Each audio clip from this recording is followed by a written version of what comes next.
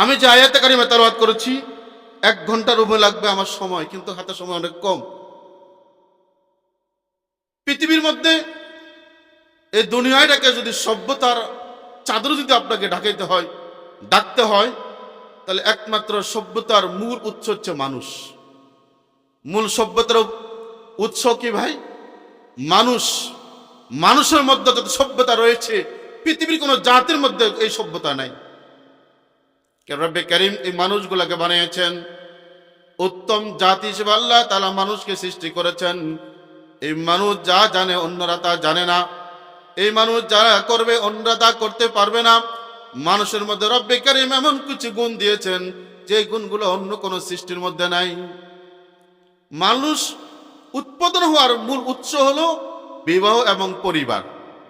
বিবাহ এবং পরিবার, বিবাহের মাধ্যমে তো মানুষ সৃষ্টি হয়, আর সমাজের সভ্যতা সৃষ্টি হবে বিবাহ এবং পরিবারের মাধ্যমে, আর মানুষ সৃষ্টি হবে বিবাহের মাধ্যমে। আমার সংক্ষেপে এই কথাটা যদি বোঝেন, মানুষ উৎপাদনের মূল কাঠি, মূল উৎস কি? বিবাহ এবং পরিবার। বিবাহ এবং পরিবার, এটা তো আমাদের দেশের মানুষ তো সবাইকে বোঝার কথা। কারণ পরিবার ছাড়া তো বিবাহ হবে না, আর বিবাহ ছাড়া তো মানুষ উৎস হবে না। বিবাহ ছাড়া কিছু মানুষ দুনিয়াতে জন্মাবে বটে, তবে তাদেরকে আমাদের সমাজের ভাষায় মানুষ বলবে না, তাদেরকে বলবে জারক সন্তান। কি বলেন? বিবাহ ছাড়া যদি কোনো সন্তান জন্ম নেয়, কি বলবে? জারক সন্তান বলবে না। তো সে নিজে জারক সন্তান, সে আবার সমাজের সভ্যতা কিভাবে ফিরে আনবে? বুঝেন না আমার কথাটা? মনে হয় সে নিজেই তো জারক সন্তান, যে সমাজের সভ্যতা, সমাজের ভদ্রতা সে কিভাবে ফিরে আনবে? আজকের পৃথিবীর মধ্যে যারা নিজেদেরকে সবচেয়ে সভ্য জাতি হিসাবে নিজেদেরকে পৃথিবীর মধ্যে উপস্থাপন করে, তারা হলো আমেরিকার লাল সামরা কুত্তা বাহিনী। শব্দটা একটু বেমানান হয়ে গেছে। খ্রিস্টানরা, আমেরিকানরা, তারা নিজেদেরকে সবচেয়ে সভ্য জাতি হিসেবে তারা দুনিয়ার মধ্যে উপস্থাপন করার জন্য নিজেদেরকে তারা উপস্থাপন করে পেশ করে। আমি তাদের একটা আর্টিকেল পড়েছি 1969 সালে। এই আমেরিকার পরিবার সমাজ যদি কি ছিল, এমন করুণ ছিল। 100টা পরিবারের মধ্যে 80% ছিল বিবাহের মাধ্যমে সন্তান জন্মের উৎস, 20% ছিল বিবাহের বহির্ভূত সন্তানের উৎস।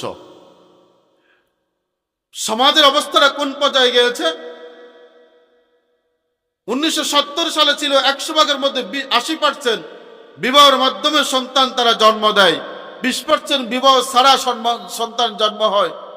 এই আর্টিকেলটা, সমীকরণটা যখন 2000 সালে এসে যখন একটা গবেষণা করেছে একটা গবেষণা পাঠাগার, তখন তারা প্রমাণ করেছে বর্তমান যুগে আমেরিকার মধ্যে 100 ভাগের মধ্যে 60 ভাগের সন্তান জন্ম দেয় বিবাহের মাধ্যমে, আর 40% সন্তান জন্ম হয় বিবাহের বহির্ভূত, অর্থাৎ বিবাহ ছাড়া সন্তান জন্ম দেয়। 100% মধ্যে 60% হচ্ছে তাদের পারিবারিক জীবন গঠন হয়, 40% পারিবারিক জীবন গঠন হয় না। 40% সন্তান জন্ম দেয় বিবাহের বহির্ভূত। আমাদের সামাজিক ভাষায় ওই বিবাহের বহির্ভূত যে সন্তানগুলো হয়, এই সন্তানগুলোকে কি বলে? জারক সন্তান বলে। আমি ভূমিকার মধ্যে কথাটা বলেছিলাম, এই সন্তানগুলোকে বলে জারক সন্তান। অথচ জারক সন্তানরা পৃথিবীর মধ্যে মডেলগিরি করে, যাদের অবৈধ সন্তানের সংখ্যা 50-50 বর্তমানে হয়ে গেছে। গতকালকে এক মহিলার নেটের মধ্যে দেখেছি, বাংলাদেশের এক উকিল ম্যাডাম, তিনি বলেছেন যে আমি এখন হতাশ হয়ে গেছি, আমার আর সহ্য হয় না যে এত ডিভোর্স কেন। গতকালকের নেটে দেখেছি, আপনারা কেউ দেখছেন কিনা আমি জানি না। কেন মহিলার পক্ষ থেকে পুরুষকে ডিভোর্স দেওয়া হয়, পুরুষের পক্ষ থেকে স্ত্রীকে তালাক দেওয়া হয়? কেন হচ্ছে? যে বর্তমান সভ্যতার এত ব্যভিচার, উলঙ্গপনা, বেহায়াপনা এত বেশি সানাফ হয়েছে সমাজের মধ্যে, যার কারণে স্ত্রীর পরক্রিয়া, স্বামীর পরক্রিয়া পরিমাণ এত বেশি বেড়েছে। স্ত্রী স্বামীকে সন্দেহ করে, স্বামী স্ত্রীকে সন্দেহ করে, একজন আরেকজনকে বিশ্বাস না করার কারণে পরিবারে যে অবকাঠামো ছিল সবগুলা ভেঙ্গে চুরমার হয়ে যাচ্ছে। ও মহিলা খুব আফসোস করে বলতেছে যে আমি আর এই সমাজের তাদের যে ডিভোর্স, যে তালাকের যে প্রবণতা, এটা আমি আর, এই মামলা আমি আর নিব না, আমি হয়রান হয়ে গেছি। কেন হচ্ছে? যে উলঙ্গ উশৃঙ্খল চলাফেরার কারণে এটা হচ্ছে। অথচ রব্বে কারীম আপনাকে আমাকে উদ্দেশ্য করে সূরা নূরের 31 নম্বর আয়াতের মধ্যে আল্লাহ তাআলা বলেন, ওয়া আনকিহুল আয়ামা মিনকুম ওয়াস-সালিহিনা মিন ইবাদিকুম ওয়া ইমাইকুম ইয়াকুনু ফুকারা ইউগনিহিমুল্লাহ ওয়াল্লাহু ওয়াসিউন আলীম। আল্লাহ তাআলা বলেন, ও জগতের মানুষ, তোমাদের মধ্যে যারা অবিবাহিত, বিবাহের উপযুক্ত পুরুষ মহিলা, তাদেরকে তোমরা বিবাহের ব্যবস্থা করো। এই আদেশটা কার? আল্লাহ তাআলা বলেন, তোমাদের মধ্যে যে সমস্ত পুরুষ মহিলা বিবাহের উপযুক্ত, তোমরা তাদের বিবাহের ব্যবস্থা করো। তোমাদের মধ্যে যারা সৎ দাস দাসী, তাদেরও বিবাহের ব্যবস্থা করো। তোমাদের মধ্যে যারা গরিব, ফকির, অসহায়, তারা হয়তো ভয় করে, ভয় পায়, বিবাহ করলে নিজে চলতে পারি না, আরেকজনের মেয়ে আনলে চলবো কিভাবে? আল্লাহ তাআলা বলেন, তুমি বিবাহ করো। যদি বিবাহ করো, আল্লাহু ওয়াসিউন আলীম, আমি আল্লাহ তাআলা আমার করুণায় মেহেরবানিতে তোমার রিজিকের মধ্যে বরকত দিয়া দিব। আসলে হাদিস বলি তার সহজে বুঝবেন। রাসূল করিম সাল্লাল্লাহু আলাইহি ওয়াসাল্লামের কাছে এক সাহাবী একদিন আসছেন, ইয়া রাসূলুল্লাহ, আমার অভাব যায় না। আমার তোমাদের এরকম আছে না ভাই? আমার এটা আবার আপনাদেরকে উৎসাহ দিচ্ছি না, বিষয়টা বুঝার জন্য কথাটা বলতেছি, হাদিসটা বলতেছি। ইয়া রাসূলুল্লাহ, আমার অভাব যায় না, আমি বড় অভাব। বিবাহ করছি না, করি না, বিবাহ করো। করছে, কিছুদিন পর আবার আসছে, ইয়া রাসূলুল্লাহ, আমার অভাব যাচ্ছে না, আমি তো বড় অভাবে আছি। বিবাহ করছি না, করছি কয়টা, একটা, আরেকটা করো। চলে গেছে। আরেকটা করছে, কিছুদিন পর আবার আসছে, ইয়া রাসূলুল্লাহ, আমার অভাব তো এখনো যায় নাই। বলে, তুমি বিবাহ করো। দুইটা করছি, আরেকটা করো। চলে গেছে, আরেকটা করছে। এরকম করতে করতে 4টা বিবাহের পরে রাসূল কাছে আসলাম, ইয়া রাসূলুল্লাহ, আমার তো অভাব এখনো যায় নাই। রাসূল করিম সাল্লাল্লাহু আলাইহি ওয়াসাল্লাম বলেন, যখন তুমি একা ছিলা তখন তোমার অভাব ছিল, এখন তোমার বিবি 4টা, এখন তোমার অভাব। তার মানে তুমি বুঝো নাই, তুমি অনেক বেশি ধনী হয়ে গেছো। আল্লাহ তাআলা বলেন, আনকিহুল আয়ামা মিনকুম ওয়াস-সালিহিনা মিন ইবাদিকুম ওয়া ইমাইকুম ইয়াকুনু ফুকারা ইউগনিহিমুল্লাহ ওয়াল্লাহু ওয়াসিউন আলীম। তুমি গরীব, অসহায়, দুর্বল, বিবাহ করো, বিবাহ করো। বিবাহ করার মাধ্যমে তোমার অভাব আল্লাহ তাআলা দূর করিয়া দিবেন। তার বিবাহ করার জন্য কে বলছে ভাই? কথা বলেন, বিবাহ করার জন্য কে বলছেন? এখন পুরুষ কাকে বিবাহ করবে, মেয়ে কার কাছে বিবাহ বসবে, এই বিষয়টা জানা দরকার আছে না নাই? রাসূল করিম সাল্লাল্লাহু আলাইহি সাল্লাম হাদিস পাকের মধ্যে ইরশাদ করেন, আন আবি হুরায়রা রাদিয়াল্লাহু তাআলা আনহু, তুনকাহুল মারাতি লিআরবাই লিমালিহা ওয়া লিহাসাবিহা ওয়া লিজামালিহা ওয়া লিদীনিহা ফাসবার বিজাদিদ তারিবাত ইয়াদাক আও কামা ক্বালা আলাইহিস সালাতু ওয়াস সালাম। রাসূল করিম সাল্লাল্লাহু আলাইহি সাল্লাম বলেন, মানুষ সাধারণত 4টা গুণ থেকে পাত্রী নির্বাচন করে। কয়টা গুণ? 4টা গুণ থেকে মানুষ সাধারণত পাত্রীর মেয়ে নির্বাচন করে। 1 নম্বর হলো মেয়ের বাবা আমার মাল আছে কিনা, 2 নম্বর মেয়েটা সুন্দর কিনা, 3 নম্বর মেয়েটার বংশ মর্যাদা কেমন, 4 নম্বর মেয়েটা কোরআন শরীফ দিন ধর্ম ঠিক আছে কিনা। কি বলেন? এই 4টা না? মুরব্বীরা ভালো বলতে পারো আমার থেকে, আমি দেখেন ছেলে বিবাহ করাইনি, আপনারা ভালো জানেন। কি এটা 4টা দেখে না? 1 নম্বর দেখে আমাদের নোয়াখালীতে আগে দেখতাম যে কারো বাড়ির দরজার মধ্যে বড় সিন বা খেরাহারা, যেটাই বলেন, খেরাহারা বড় আছে, তো এদের জায়গা জমি বেশি আছে, তার মানে এরা অনেক পয়সাওয়ালা, এদের মেয়ে বিবাহ করলে লাভ হইব। কি ভাই, এরকম না? বর্তমান জগতে এমন আছে, না আমার মাল লাগবে না, আমার ছেলে বড় শিক্ষিত, আমার ছেলে বড় শিক্ষিত, বড় ডিগ্রিধারী, কোনো যৌতুক আমি নিব না, কোনো টাকা পয়সা আমার লাগবে না। তবে আমার ছেলেটা যখন সরকারি চাকরির জন্য অ্যাপ্লিকেশন করেছে, যখন বাই দিবে, ইন্টারভিউর জন্য যাবে, যদি সে পাস করে 9 লাখ টাকা লাগবে পুলিশের চাকরি, আপনি একটু সহযোগিতা করিয়েন। আমি কয়নি, ডাইরেক্ট নাই না, আমার যৌতুক লাগবে না, যৌতুক দেওয়া হারাম, নেওয়া হারাম। আমি বুঝি, আমি তো মোল্লা মানুষ, আমি কি কম বুঝিনি? কিন্তু সিস্টেম মতন মাইরা দিছে। পুলিশের চাকরি করার জন্য, দারোগা চাকরি করার জন্য কিছুদিন আগে কুমিল্লা শহরের একজন কম্পিউটার ম্যান নিবে, এক ছেলে বলতেছে 9 লাখ টাকা দেওয়া লাগবে, 9 লাখ টাকা দিলে তাহলে তুমি এই কম্পিউটার ম্যানের চাকরিটা পাবে ডিসি অফিস। আমি বললাম, এই কম্পিউটার ম্যান এটার জন্য তুমি 9 লক্ষ টাকা ঘুষ দিয়ে চাকরি নিবা, শুরুতে হারাম, পরবর্তীতে ফুরিয়ে যাবো হারামের মধ্যে। ও মুসলমান, যেটা বোঝাতে চাচ্ছি আমি, আপনি ডাইরেক্ট নিচ্ছেন না ইনডাইরেক্ট নিচ্ছেন, খবরদার খবরদার খবরদার, কোরবানের গরু আপনি বিক্রি করিয়েন না, বেরস কিনিয়েন না। বুঝেন না? মিডিয়া আছে, সব কথা তো বলতে পারি না। কোরবানের গরু আপনি বিক্রি করেন না, আপনি অজুহাত করেন, বলেন হুজুর কি আমার ছেলেটা এখন আমার কথা শুনে না, ছেলেটা বিবাহ করার পর থেকে বউ আমার কথা শুনে না, আছে না নাই? বউ আমার কথা শুনে না, আমার ছেলেটা আমার কথা শুনে না, এখন সে আমার কথার মধ্যে নাই, আমার থেকে দূরে দূরে। আর ভাই শুনবে কিভাবে? তোমার ঘরের, তোমার যে বিল্ডিং, তোমার যে বাড়ি, তোমার যে টাকা পয়সা, তোমার প্লেটের ভাত, তোমার সকল কিছু, তোমার পকেটে 4 টাকা, সবগুলা তো মেয়ের বাবার যৌতুক টাকা দিয়া তোমার ছেলে প্রবাসে গেছে, ওখান থেকে টাকা পাঠায়। ছেলে যখন টাকা পাঠায় বলে কার টাকা পাঠাচ্ছ? আমার বাবার বাড়ি থেকে 5 লাখ টাকা এনে দেওয়ার পরে তুমি সৌদি আরব গেছো, বাবা যদি টাকা না দিত তুমি সৌদি আরব যাইতে পারত না, সুতরাং তোমার বাবা টাকা কই থেকে পাবে? এটা কি তোমার বাবার না আমার বাবার? বুঝলেন না আমার কথাটা?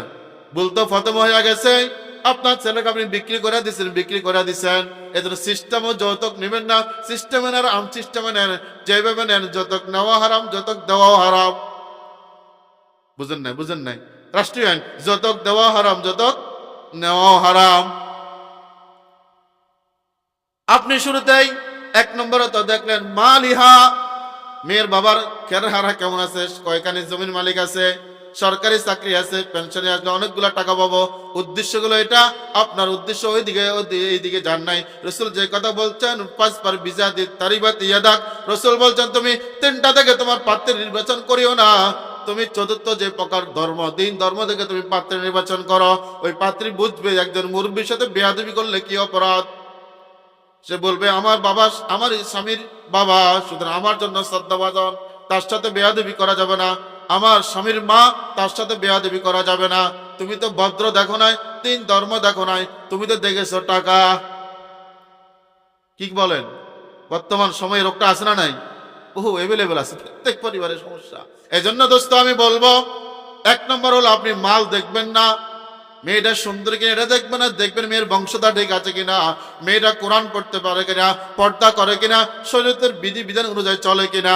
যদি আপনি রাসূল করিম সাল্লাল্লাহু আলাইহি সাল্লাম হাদিসের শেষ অংশে এসে বলতেছেন 5 বার বিজা দিন তারিবাত ইয়াদাকা, আমি যখন মিশকাতে হাদিসটা পড়ছিলাম আমার বুঝতে আসে না যে রাসূল করিম সাল্লাল্লাহু আলাইহি সাল্লাম বলেন যে ব্যক্তি দিন ধর্ম না দেখে পাত্র নির্বাচন করে তার হস্ততে ধ্বংস হোক। এটা আমি বুঝি নাই।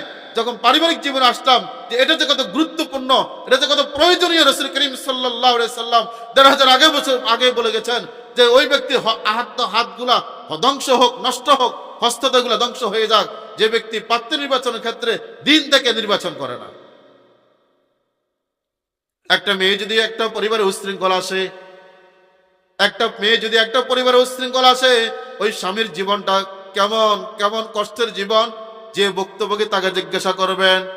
ওই মেয়েটা, একটা উশৃঙ্খল মেয়ে যদি কোনো পরিবারে চলে আসে, ওই পরিবারের জীবনটা, সকলের জীবনটা কত কঠিন, কত কষ্টের জীবন, ওই পরিবারকে জিজ্ঞাসা করিয়েন।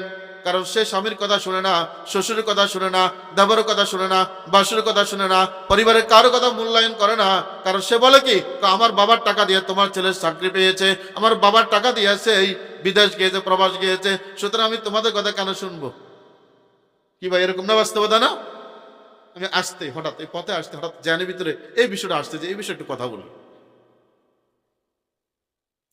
এই জন্য বলতেছিলাম, যখন পাত্র নির্বাচন করতে যাবেন, বিবাহ, সন্তানকে বিবাহ করাবেন, বিবাহ দিবেন, মেয়েকে বিবাহ দিবেন, তখন আপনি একজন দিনদার পাত্র দেখে নির্বাচন করবেন।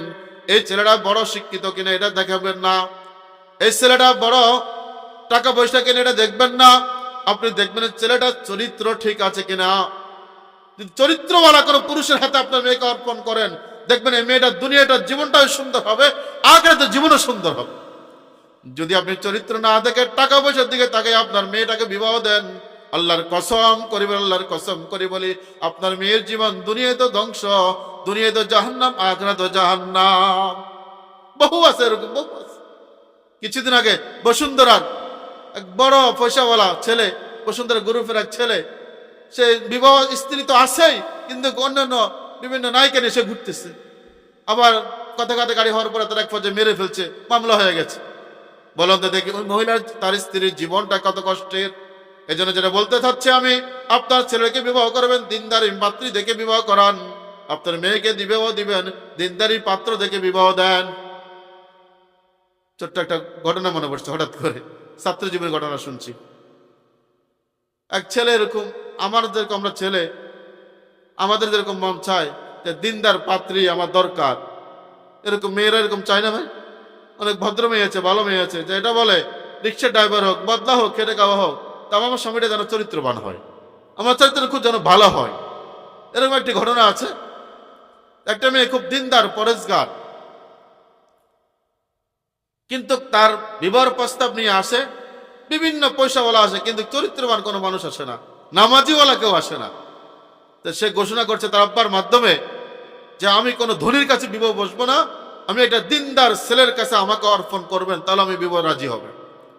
একথা শুনে পাশের এলাকার এক ধনী ছেলে ছিল, বাচ্চার ছেলে ছিল, এই মেয়েটা খুব রূপসী সুন্দরী ছিল।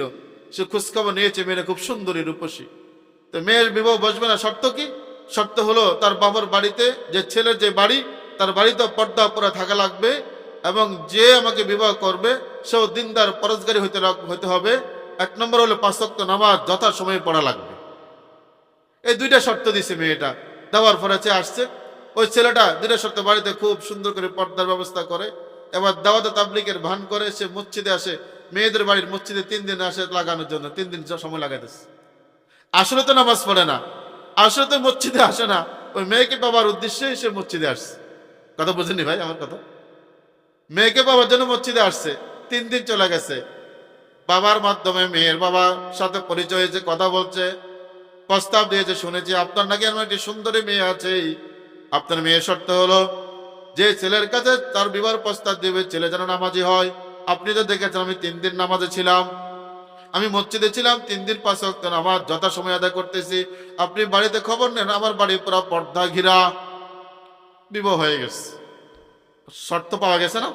শর্ত পাওয়া গেছে তো বিবাহ হয়ে গেছে। বিবাহ হওয়ার পরে মূল তার উদ্দেশ্য তো পর্দার উদ্দেশ্য ছিল না, তার মূল উদ্দেশ্য নামাজ ছিল না, উদ্দেশ্য ছিল সুন্দরী মেয়েকে পাওয়া। মেয়ের বিবাহ তো হয়ে গেছে, এখন কি করবে? কিছু তো করার নাই। হইতে তাদের 3টা সন্তান হয়েছে। 3টা সন্তান হওয়ার পরে হঠাৎ করে মহিলা, এই মেয়েটা একদিন স্বামীকে বলল, স্বামী আমাদের 3টা সন্তান হয়েছে, আমরা একটু পরীক্ষা করে দেখি এই 3টা সন্তান কি বাবার জন্য বেশি মহব্বত করে না মাকে বেশি মহব্বত করে। আচ্ছা ঠিক আছে। দুপুরবেলা 3টা সন্তান স্কুলে গেছে, স্কুল থেকে আসার আগে মা ফাঁকঘরের মধ্যে প্যাক্কাদের মধ্যে হামাগুড়ি দিচ্ছে, গড়াগড়ি করতেছে, পুরা গায়ের মধ্যে খুব কাদা। বাপ পাশে আছে, বসে রয়েছে। সন্তান বড় ছেলে আসছে, আসার পরে দেখতেছে মা কাদার মধ্যে গড়াগড়ি করতেছে। বলছে মা কি হয়েছে? বাবারে বাট আজকে দুপুরবেলা ভাত বাড়তে একটু বাট করতে একটু দেরি হয়েছে, যার কারণে দেখ তোমার আমার আব্বা আমাকে মারতে মারতে প্যাক্কাদের মধ্যে পালাই দিছে, আমার শরীরের কি করুণ অবস্থা করে ফেলেছে। বড় সন্তান বলেছে আপনিও আমার শ্রদ্ধাভাজন গর্ভধারণী মা, আর তিনিও আমার জন্মদাতা পিতা, তো পিতার বিচার তো আমি করতে পারবো না। মা ধৈর্য ধারণ করেন, সবর করেন, আল্লাহ আপনাকে প্রতিদান দিবে। কিছুক্ষণ পরে দ্বিতীয় সন্তান আসছে। দ্বিতীয় সন্তান আসার পরে মা ঠিক ওরকম হামাগুড়ি গড়াগড়ি করতেছে। গড়াগড়ি করার সময় সন্তান এসে বলছে মা আপনার এই অবস্থা কেন? একটু কর্কশ ভাষায় বলছে দেখো আমি বাদ পাক করতে একটু দেরি হয়েছে, দেরি হওয়ার কারণে তোমার বাবা আমাকে এমন বেশি আঘাত করছে, যার কারণে আমার এই অবস্থা হয়ে গেছে। ওই সন্তান দ্বিতীয় সন্তান পা থেকে জুতা নিয়ে বাবার গায়ের দিকে আঘাত করতে গেছে। বড় সন্তান কি করছে? মাও আমার শ্রদ্ধাভাজন গর্ভধারণী মা, পিতাও আমার জন্মদাতা পিতা, আমার দুইজনে আমার শ্রদ্ধাভাজন মুরব্বী, আমি আপনাদের বিচার কি করব? দুজনে সবর করেন, ধৈর্য ধারণ করেন, এর প্রতিদান আল্লাহ তাআলা দিবেন। প্রথম সন্তান কোনো প্রতিবাদ করে নাই, ওয়াজ করে দিচ্ছেন, নসিহত করে দিচ্ছেন মা বাবার উদ্দেশ্যে। দ্বিতীয় সন্তান এসে মায়ের থেকে জুতা নিয়ে বাবার দিকে আক্রমণ করার জন্য গিয়েছেন, মা তাকে থামাইছে।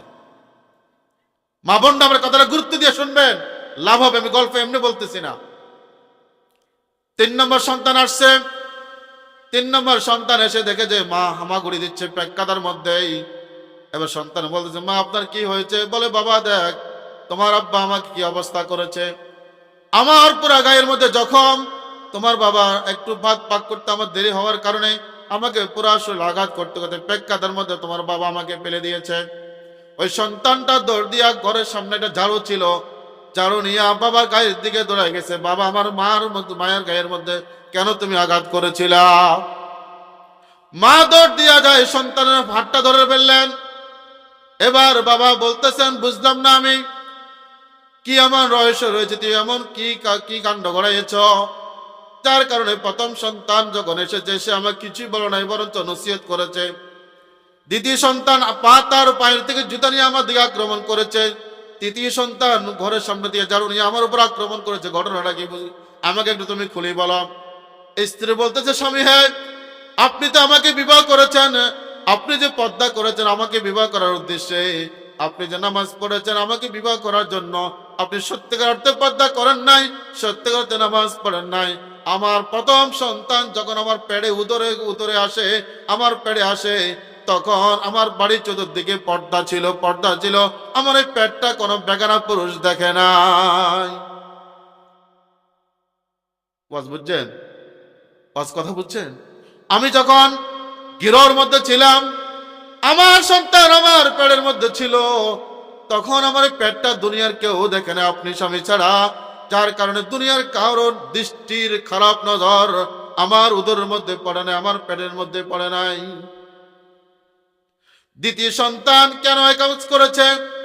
দ্বিতীয় সন্তান যখন আপনার পুকুরের ঘাটের পর্দাটা সরে যাওয়ার কারণে আমাদের বাড়ির পাশে দিয়ে একজন জুতা ব্যাপারী জুতা নিয়ে যাচ্ছে, আর আমি যখন ঘাটটা থেকে দুপা চাল ধোয়ার জন্য ঘাট লাগিয়েছিলাম, আসার সময় এক জুতা বিক্রেতা আমার পেড়ে আমার দিকে দৃষ্টি দিয়েছে, নজর দিয়েছে। আমার মনে হয় আমার দ্বিতীয় সন্তান পেড়ে থাকা অবস্থায় ওই যে জুতা ব্যাপারী আমার পেড়ের দিকে 10টি দৃষ্টি দিয়েছে, তার নজরের কারণে আমার সন্তানের মধ্যেও ওই জুতার প্রভাবটা পড়ে গেছে। 3 নম্বর সন্তান ঝাড়ু কেন নিয়েছে? ওই স্ত্রী বলতেছিল, আমার প্রাণের স্বামী, 3 নম্বর সন্তানটা যখন আমার পেটে উদরে ছিল, তখন আমি যখন বাইরে গিয়েছিলাম, রাস্তার মধ্যে ঝাড়ু বিক্রেতা তার নজরটা আমার পেটের মধ্যে পড়ছিল, যার কারণে আমার সন্তানের মধ্যে ঝাড়ুর প্রক্রিয়া শুরু হয়ে গেছে। সে আসার পরে অন্য কিছু নেয় নাই, ঝাড়ু নিয়ে এসে আমার উপর আক্রমণ করেছে। ও মুসলমান, এই জন্য বলতেছিলাম, আপনি কোন ধরনের মেয়েকে বিবাহ করবেন, কোন ছেলের কাছে আপনার মেয়েকে অর্পণ করবেন, আপনি ভেবে চিন্তে করাবেন, ভেবে চিন্তে মেয়েকে বিবাহ দিবেন। আজকে দিন আপনি যে আপনার সন্তানকে নিয়ে রাস্তায় ঘোরেন, আপনি যে আপনার সন্তানকে মার্কেটে ঘোরেন, আপনি যে আপনার সন্তানকে নিয়ে বাজারে ঘোরেন, আল্লাহর কসম করে বলি, আপনার এই পেটের সন্তান কোনোদিন ভালো সন্তান হবে না। একটা ছোট্ট ওকে বলি, সহজে বুঝবেন। আব্দুল কাদের জিলানী রহমতুল্লাহ আলাইহির নাম শুনছেন না? কথা বলেন, শুনছেন না? বড় পীর আব্দুল কাদের জিলানী রহমতুল্লাহ আলাইহি, যিনি এই জগতের বাদশাহ, বড় পীর আব্দুল কাদের জিলানী রহমতুল্লাহ আলাইহি। মূল মাকসাদ যে কথা আমার বোঝানো, আব্দুল কাদের জিলানী রহমতুল্লাহ আলাইহির বয়স 5 বছর। তিনার মা মক্তবে দিয়ে পাঠিয়েছেন ওস্তাদের কাছে। ওস্তাদ বলেছে, আউযু বিল্লাহি মিনাশ শাইতানির রাজীম, বিসমিল্লাহির রহমানির রহিম, আলহামদুলিল্লাহি রাব্বিল আলামিন, আর রহমানির রহিম। আব্দুল কাদের জিলানী রহমাতুল্লাহ আলাইহি বলেন, মালিক ইয়াউমিদ্দিন, ইয়াকা না'বুদু ওয়া ইয়াকা নাস্তাঈন, ইহদিনাস সিরাতাল মুস্তাকিম। আব্দুল কাদের জিলানী রহমাতুল্লাহ আলাইহি বলেন, আলিফ লাম মিম, যালিকাল কিতাবু লা রাইবা ফীহি হুদাল লিল মুত্তাকিন। আব্দুল কাদের জিলানী রহমাতুল্লাহ আলাইহি বলেন, ক্বাদ আফলাহাল মুমিনুন আল্লাযীনা হুম ফী সালাতিহিম খাশিউন। তার জীবনের মধ্যে পাওয়া যায়, ওস্তাদ তাকে শুধু বলেছে আউযু বিল্লাহি মিনাশ শাইতানির রাজীম, বিসমিল্লাহির রহমানির রহিম। সেই আউযু বিল্লাহ বিসমিল্লাহর পরে সূরা ফাতিহা শুরু করছে, সূরা বাকারা শেষ করছে, সূরা আলে ইমরান শেষ করছে, সূরা নিসা শেষ করে একের পর এক 18 পারা কোরআন শরীফ সেই ওস্তাদের সামনে শুনিয়ে দিয়েছে। সুবহান। বয়স কত? কথা বলেন, বয়স কত? মাত্র 5 বছর। এই ছেলের জিন্দেগি তার কখনো মুক্তবে যায় নাই, আজকে মাত্র প্রথম গেছে মুক্তবে, কিন্তু ওস্তাদ বলে আউযু বিল্লাহ, ছেলে বলে বিসমিল্লাহ, ওস্তাদ বলে আলহামদুলিল্লাহ, ছেলে বলে আর রহমানির রহিম। পড়তে পড়তে 18 পারা কোরআন শরীফ সেই ওস্তাদকে শুনিয়ে দিয়েছেন। ওস্তাদ গড়ায় জড়ায় ধরে বলেন, ও বাবারে, আমি তোমাকে পড়াতে পারবো না, তুমি তো আমার থেকে বড় ওস্তাদ, আমার থেকে বড় ওস্তাদ। তার মার কাছে জড়ায় ধরে বলে, ও মা, এটা কিভাবে সম্ভব? আপনার সন্তান মাত্র বয়স 5 বছর, কিন্তু সে 18 পারা কোরআন হেফজ কিভাবে হয়েছে? আব্দুল কাদের জিলানী রহমাতুল্লাহ আলাইহি উত্তর দেন, ও আমার ওস্তাদ, আমার মা 18 পারা কোরআনের হাফেজ ছিল। 18 পারা কোরআন হাফেজ থাকার কারণে আমি আমার মায়ের গর্ভে যখন ছিলাম, আমার মায়ের গর্ভে ছিলাম, আমার মা ঘর ঝাড়ু দিতে পড়তেন, আলিফ লাম মিম যালিকাল কিতাবু লা রাইবা ফীহি হুদাল লিল মুত্তাকিন। আমার মা যখন ঘরের মধ্যে চুলার মধ্যে লাকড়ি দিত, ভাত পাক করতো, ভাত পাক করা অবস্থা আমার মা পড়তো, লিল্লাহি মা ফিস সামাওয়াতি ওয়া মা ফিল আরদ ওয়া ইন তুবদু মা ফি আনফুসিকুম আও তুকফুহু ইউহাসিবুকুম বিহিল্লাহ ফায়াগফিরু লিমান ইয়াশাউ ওয়া ইউআযিবু মান ইয়াশাউ ওয়াল্লাহু আলা কুল্লি শাইইন কাদির। আল্লাহ, আল্লাহু আকবার। কেমন মা, কেমন ছেলে! বলে, ওস্তাদজি, আমার মা যখন রাত্রে ঘুমাইতে যাইতো, আমার মা বড় টাচ মোবাইল নিয়ে বসে থাকতো না, আমার মা সিনেমা নিয়ে বসে থাকতো না। আমি যখন আমার মায়ের উদরে ছিলাম, আমার মা প্রতিদিন 18 পারা কোরআন শরীফ তেলাওয়াত করতে উঠতে বসতে চলতে ফিরতে খাড়া খাইতে শুইতে হারাতে আমার মা 18 পারা কোরআন শরীফ পড়তেন। আমার মার এই তেলাওয়াত শুনে শুনে আমার মায়ের পেটের মধ্যে থাইকা আমি 18 পারা কোরআনের হাফেজ হয়ে গেছি।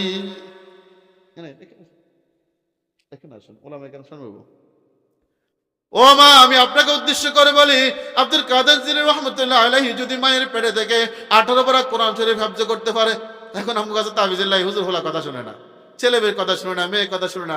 কেন শুনবে বাবা, কেন শুনবে মা? তুমি তো তোমার সন্তানকে পেটে নিয়া সিনেমা চাইছো, বুলবিন চাইছো, নর্তকের নাচ চাইছো, ইন্ডিয়ার চাইছো, গান চাইছো, গান শুনছো।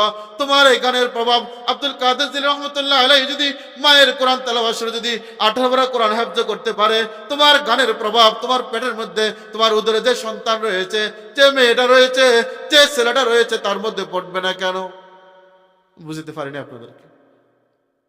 আব্দুল কাদের জিলানী রহমাতুল্লাহ আলাইহি সে যদি মায়ের পেটে থেকে 18 পারা কোরআন হাফেজ হইতে পারে, তার ও মা, তোমার পেটে থেকে, তোমার পেটে গর্ভে যে সন্তানটা হয়েছে, সে কেন নাচ গান শিখবে না? সে কেন এত দুষ্টমি করবে না? সে কোনো পাগলামি করবে না? কারণ তো তুমি তাকে পেটে রেখে দুনিয়ার অন্যায় যত কাজ আছে, দুনিয়ার যত অপরাধ কাজ আছে, যত খারাপ কাজ আছে, সকল কাজগুলা তুমি লিপ্ত ছিল না ভাই? বর্তমান প্রেক্ষাপট সমাজ বাস্তবতা আছে কিনা? আল্লাহ, মা সতর্ক হও, ভাই সতর্ক হন। মেয়ে বিবাহ দিবেন, ছেলে বিবাহ করাবেন, দেখবেন পরস্পর বিজাতে দিন আছে কিনা। যে পরিবারের মধ্যে দিন আছে, যে মেয়ের কাছে দিন আছে, যে ছেলের কাছে দিন আছে, টাকাওয়ালা খুঁজবেন না, মালওয়ালা খুঁজবেন না, আপনি বড় বংশবাদ খুঁজবেন না, আপনি সুন্দরী খুঁজবেন না, আপনি দেখবেন এই মেয়েটা দিনদারি কিনা, এই ছেলেটা তোমাদের দিন আছে কিনা। দিন থাকে তা আপনার পরিবারে সুন্দর পরিবার থাকবে। ওই বললাম না, বড় ছেলে বলে, আমার মা আমার জন্য শ্রদ্ধাভাজন, আমার মা আমাকে পেটে নিয়েছে, বাবা আমাকে জন্ম দিয়েছে, আমার মায়ের বিরুদ্ধে কেমনে যায়, বাবার বিরুদ্ধে কেমনে যায়, আমার যাওয়া সম্ভব না। দোয়া করতেছে, ওয়াজ করতেছে বাবার জন্য, মায়ের জন্য। দ্বিতীয় সন্তান জুতা নিয়েছে, তৃতীয় সন্তান ঝাড়ু নিয়েছে। আল্লাহর কসম করে বলি, আপনি যে পেটটা নিয়ে উল্টা পাল্টা ঘুরতেছেন, আপনার পেটের মধ্যে যাদের দৃষ্টি পড়বে, যাদের নজর পড়বে, ওই প্রভাবটা আপনার সন্তানের মধ্যে পড়বে। সন্তান বের হওয়ার পরে, দুনিয়াতে আসার পরে, যাদের দৃষ্টি পড়েছিল, নজর পড়েছিল, ওই আকৃতি ও ধারণগুলা, ওই কার্যকলাপগুলা আপনার সন্তান আপনার সাথেও করবে। এই জন্য বলতেছিলাম, পাত্র নির্বাচন করেছেন, এখানে অনেক কথা আছে, সময় কম। পাত্র নির্বাচন করেছেন, পাত্র নির্বাচন করার পরে যৌতুক আপনি দিবেন না, যৌতুক দেওয়া হারাম, নেওয়া হারাম। এরপরে সর্বোচ্চ চেষ্টা করবেন ছেলের বাড়ির যেন অনুষ্ঠান না হয়, মেয়ের বাড়ির যেন অনুষ্ঠান না হয়। অনুষ্ঠান হবে ছেলের বাড়ির, অলিমা হবে ছেলের বাড়ির, মেয়ের বাড়ির নয়। আমরা করেন, আমরাও যাই খাই, সব সমান হয়ে গেছে। এরপরে যে অনুষ্ঠান, বিবাহের আগের দিন আর একটা অনুষ্ঠান হয় কিনা? কথা বলেন, হয় কিনা? নামটা কি? হুজুর বাবা অনুষ্ঠান কি? গায়ে হলুদ অনুষ্ঠান। অনুষ্ঠানের নাম কি? আহা, আমার মূল মাকসাদ আছে কথা বলার এই জায়গাটা গায়ে হলুদ অনুষ্ঠান। আমি একজন আমরা হিন্দু বাড়িতে সাধু সাধু আসিল না একজন, সাধু আসিল না একটা, এরা একদিন জিজ্ঞাসা করছিলাম যে ভাই এই আপনাদের হিন্দু ধর্মে এই গায়ে হলুদ অনুষ্ঠান নামে কোনো অনুষ্ঠান আছে নি? তারা জিজ্ঞাসা করছি, কারণ হুজুর আমাকে হিন্দু ধর্ম এটা জায়েজ নাই। হিন্দু ধর্ম এটা কি জায়েজ নাই? জায়েজ আছে কোথায়? আমাদের ঠাউরদের মধ্যে বিশেষ সম্মানী যারা তারাই অনুষ্ঠানটা করে, কিন্তু আমাদের হিন্দু ধর্ম গায়ে হলুদ অনুষ্ঠান জায়েজ নাই। গায়ে হলুদ অনুষ্ঠান মানে কি? মেয়ের পক্ষ থেকে কিছু ছেলে বাড়ি যাবে, ছেলে বাড়িতে কিছু মেয়ের বাড়িতে আসবে, ছেলের পক্ষের কিছু স্বাস্থ্যবান, মামতাবান, খালতাবান, ফুফাতবান, বন্ধু বান্ধব, খালতাবাই, জ্যাঠতাবাই, স্বাস্থ্যবাই, ফুফাতবাই যারা বন্ধু বান্ধব যারা আছে এরা আসবে। আসার পরে মেয়ে গায়ের মধ্যে কিছু মন দিয়ে আরো এটা সেটা কিছু মাখবে। কারা আসে? কারা? কথা বলে না। কারা আসে? ছেলের মামতাবাই, খালতাবাই, বন্ধু বান্ধব, স্বাস্থ্যবাই, জ্যাঠতাবাই যারা এরা আসে না বুড়েরা আসে? বুড়েরা আসে গায়ের অনুষ্ঠানে? আসে কারা? ছেলের মামতাবাই, খালতাবাই, জ্যাঠতাবাই, ফুফাতবাই, বগ্নিপতি যারা আসে এরা আসবে। আসে মেয়ের হলুদ দিয়ে যাবে। আবার মেয়ের স্বাস্থ্যবান, জ্যাঠতাবান, খালতাবান, আমাদের ফুফাতবান যারা আছে এরা ছেলে গায়ের মধ্যে মেহেন্দি লাগাবে। আচ্ছা বলুন তো দেখি, যে ছেলে এবং মেয়ের গায়ে হলুদ অনুষ্ঠান হচ্ছে, এখনো তাদের মধ্যে কি বিবাহ আবদ্ধ হয়েছে? বিবাহটা হবে পরের দিন। আগের দিন অন্যায়ভাবে অন্য মেয়ে স্বাস্থ্যবান, খালতাবান, জ্যাঠতাবান যে এই ছেলেটাকে দিয়ে গেছে, দেখে দেওয়ার পরে ছেলেটার আকৃতি, গঠন, অবয়ব অত্যন্ত সুন্দর, খুব মাধুর্য, হ্যামসাম, হৃষ্টপুষ্ট, কিন্তু যে স্বাস্থ্যবানে যার গায়ের মধ্যে যে মন্দির লাগাইলো তার স্বামীটা খুব দুর্বল, বিস্ত্রী, কালো, খাটো, চিকনা, শুকনা, তার স্বামীটা পছন্দ হয় না। জ্যাঠতাবানের জামাইটা খুব প্রথম দিনে পছন্দ হয়ে গেছে। কথা কয় না? এবার বন্ধু বান্ধব, বগ্নিপতি, চাস্তো ভাই, জ্যাঠতো ভাই, খালতো ভাই যারা আপনার বউকে গায়ে হলুদ অনুষ্ঠানের নামে হলুদ লাগার জন্য এসেছে, তার বউটা চিকনা, শুকনা, কালো, খাটো, দেখতে তো পছন্দ নাই, কিন্তু চাস্তো ভাই, জ্যাঠতো ভাইয়ের বউটা অত্যন্ত সুন্দর, রূপসী, অত্যন্ত স্মার্ট। সে এসেছে আপনার বউ গায়ের মধ্যে গায়ে হলুদ দেওয়ার জন্য। হলুদ অনুষ্ঠানের মধ্যে এর বিকল্প কিছু হয়? কথা বলেন, বিকল্প কিছু হয়? তাহলে বিবাহের আগের দিন যেন আপনার বউকে আরেকজনে পছন্দ করে নিল, বিবাহের আগের দিনে যে আপনার মেয়েটাকে, আপনার স্বামীকে আরেকজনে পছন্দ করে নিল, আপনি কোন স্বর্গে বসবাস করেন, কোন সভ্য সমাজে বসবাস করেন? আগের দিন আপনি পরক্রিয়া শুরু করার ব্যবস্থা করে দিলেন। কোন মেয়ে যদি, স্বামী যদি বলে আমি গায়ে হলুদ অনুষ্ঠান করবো না, মেয়ে যদি বলে আমি গায়ে হলুদ অনুষ্ঠান করবো না, তাই কি হওয়ার সম্ভাবনা আছে? গায়ে হলুদ অনুষ্ঠানের শুরু থেকে শেষ পর্যন্ত পুরাই হারাম অনুষ্ঠান। এই অনুষ্ঠান যে পরিবারের মধ্যে হবে, যে বিবাহের মধ্যে হবে, ও বিবাহের মধ্যে কোনোদিন বরকত হবে না। রাসূল করিম সাল্লাল্লাহু আলাইহি সাল্লাম বলেন, ইন্না আযামান নাকাই বারাকাতান আইসারাহুমা উনা, ওই বিবাহের মধ্যে বরকত যে বিবাহের মধ্যে খরচ কম হয়, ওই বিবাহের মধ্যে বরকত যে বিবাহের মধ্যে খরচ কম হয়। আচ্ছা উনি গায়ে হলুদ অনুষ্ঠান করলে খরচ কম না বাড়ে? আর রাসূল বলেন ওই বিবাহের মধ্যে বরকত যে বিবাহের মধ্যে খরচ কম হয়। এখন আপনি বিবাহের মধ্যে আরো খরচ বাড়ান, আরো বাড়ান, আরো বাড়ান, দুইটা ডেকসেট না আনলে কি হয়? আমি একবার মনে হয় ৯০-৯২-৯২ হাতিয়ে গেছিলাম নোয়াখালী না দাদার বাড়ি, তো পাশের বাড়িতে মাইক চলতেছে, হুজুর কইছিল বাংলাদেশে মাইক চলে এরকম মাঝে মধ্যে। তো আমি বললাম মাইক চলে কেন? বিবাহ আছে তো আগামীকাল, এই জন্য মাইক চলে। আমরা কিন্তু চলতো কিনা আমি জানি না, আমি জানতাম, আমি দেখি নাই। বিবাহ আগের দিন গায়ে হলুদ অনুষ্ঠানের মাইক চলতেছে। আমি বিবাহ করার পরে কবিরাট বুঝিলাই আমাকে দাওয়াত দিয়েছে মামা শ্বশুর বাড়িতে। দেখলাম, শুনলাম যে কি এখানে পুরুষ মহিলা এসে ডেকসেট বাজাবে, তাহলে তাহলে পুরুষ ছেলে আর মেয়ে নাচবে। একদিন এদিকে এক অনুষ্ঠান, নাম বললাম না, চিনে যাবেন আপনারা, অমুক গ্রাম থেকে অমুক বাজার থেকে কয়েকটা পুরুষ মহিলা আসবে, আর গায়ের অনুষ্ঠানের দিন বড় ডেকসেট বাজবে, আর বাজে তালে তালে এটা নাচের সাথে সাথে ছেলেও নাচবে, মেয়েও নাচবে। নাউজুবিল্লাহি মিন যালিক। আল্লাহর কসম করি বলি, আল্লাহর কসম করি বলি, ওই পরিবারে কোনোদিন শান্তি আসবে না, ওই পরিবারে কোনোদিন শান্তি আসবে না।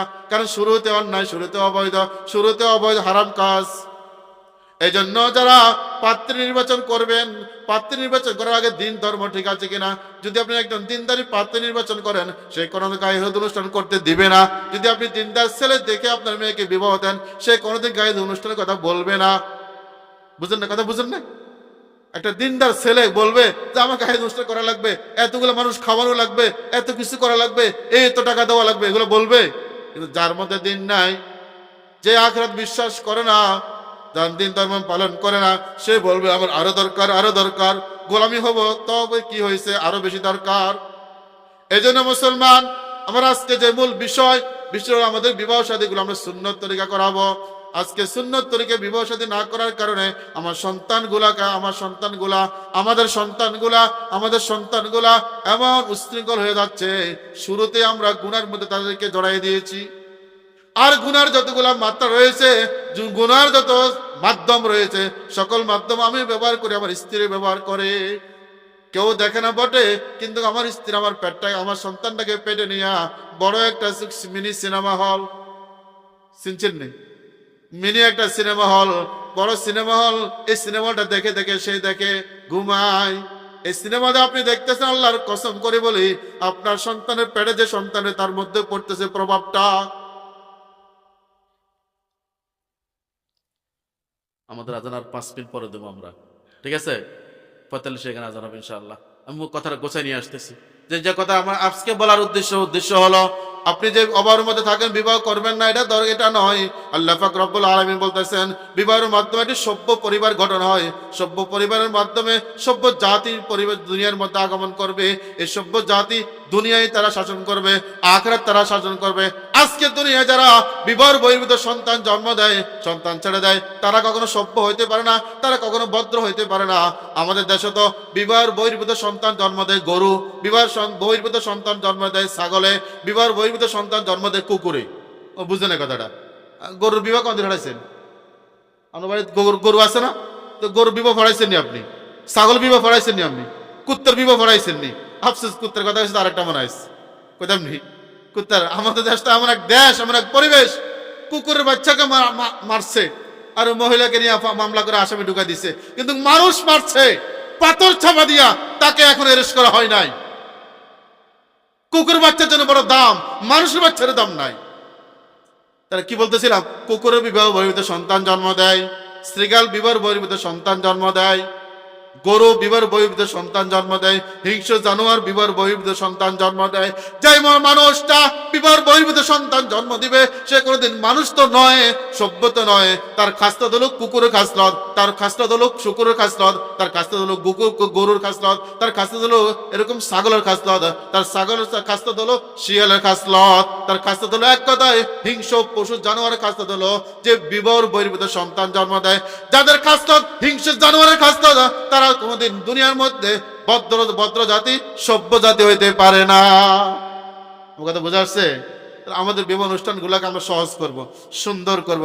আল্লাহ তাআলা আমাদের সকলকে, আমার ছেলেকে, আমার মেয়েকে বিবাহ দেওয়ার ক্ষেত্রে আমরা দিন দেখে বিবাহ দিব, দিন দেখে বিবাহ করাবো, এবং এই অনুষ্ঠানটাকে সকল গুনাহ থেকে মুক্ত রাখার চেষ্টা করব। আল্লাহ তাআলা আমাদের সকলকে সেই তৌফিক দান করুক। আমিন। ওয়া আখিরু দাওয়ানা আলহামদুলিল্লাহি রাব্বিল আলামিন। আসসালামু আলাইকুম ওয়া রাহমাতুল্লাহি ওয়া বারাকাতুহু।